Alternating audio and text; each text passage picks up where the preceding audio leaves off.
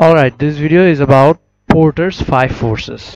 This theory was invented by Michael Porter.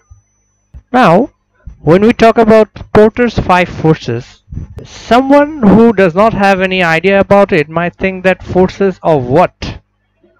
These forces are actually competitive forces in the market, and Porter's 5 forces is an external analysis of a business environment. The main idea is that the less competitive a business environment is, the better it is for a new company to start a business in that industry. Now let's talk about the 5 forces. First one, the threat of new entrants. The second is rivalry among existing competitors. The third being bargaining power of buyers. Then we have the bargaining power of suppliers. And lastly, we have threat of substitutes. Before I go into any detail about each of these competitive forces, you need to understand that the order is not the same everywhere, but the contents are the same. Somewhere you might find rivalry among existing competitors at number 5, but it does not matter. What matters is these 5 will always stay there. Now, the first competitive force, threat of new entrants. How easily a new company can enter the market. The risk of entry by potential competitors that are not competing in the industry yet. If anyone can start doing business in this market whenever they want, it is not good for you. That means 100 new business can compete with you in the next few weeks. Now, what to do in this situation? You can try and increase barriers to entry. And how do you actually put barriers to enter a market? You use economies of scale. My favorite subject. I have 3 videos about that already. You can use brand loyalty also, and you also have absolute cost advantage.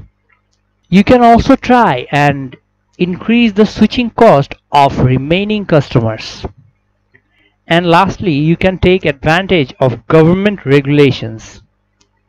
The second competitive force, rivalry among existing companies. This is simple, how the companies that are already in the market competitive with each other. Now let's talk about some determinants of the rivalry. The industry competitive structure, industry demand, cost structure. These things are going to determine how much competitive the companies that are already existing in the market.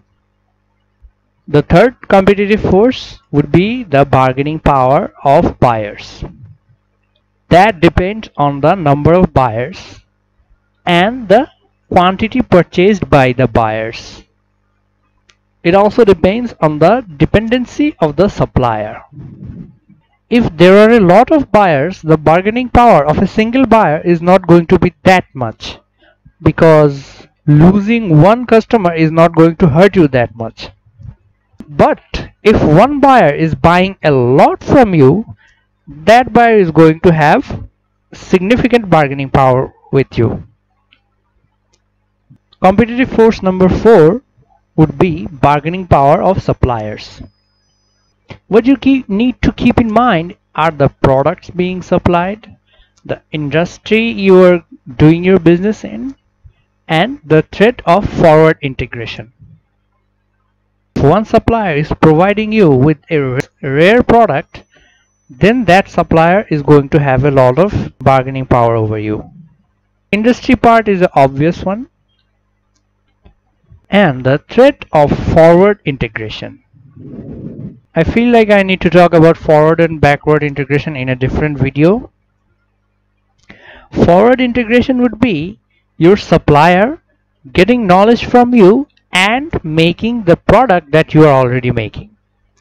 And the last competitive force would be the threat of a substitute. What is a substitute? any product that can be used instead of your product. That means if you're selling only burgers, a pizza joint or a Chinese restaurant can also be your threats. And that was the end of this video. I'd like to thank you all for watching.